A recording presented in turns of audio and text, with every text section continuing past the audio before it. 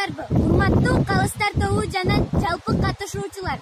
Мен Турарбек кызы Касиет Ысык Көл областынын Тоң районуна Кызыл Тоо айылына караштуу Мырзабек Жумаев атындагы жалпы орто билим берүү мектебинин 6-классынын окуучусумун.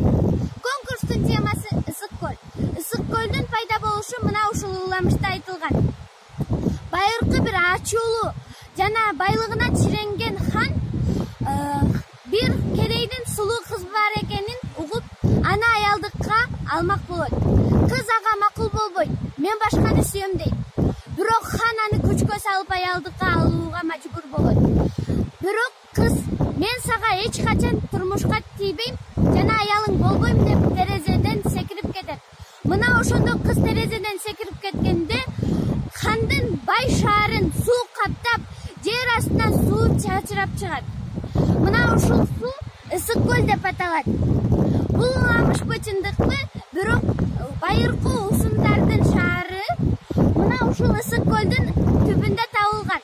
Археологдор бул көлдүн түбүнөн байыркы буюмдарды жана шаардын калдыгын табышкан. Ысык Көл жөнүндө маалымат айта кетсек, Ысык Көлдүн көлөмү 1738 километр кубду түзөт. Ал эми эң терең жери 702 метрди түзөт. Узундугу 132 километр.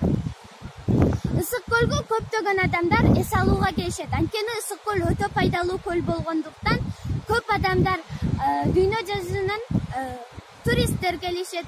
Бул жерге эс алып кетишет. Мына ушундай биздин ажайып көлүбүздү биз сактап жүрөлү. Ал эми өздүк чыгарма ыр айта кетсем Ысык Көл жөнүндө.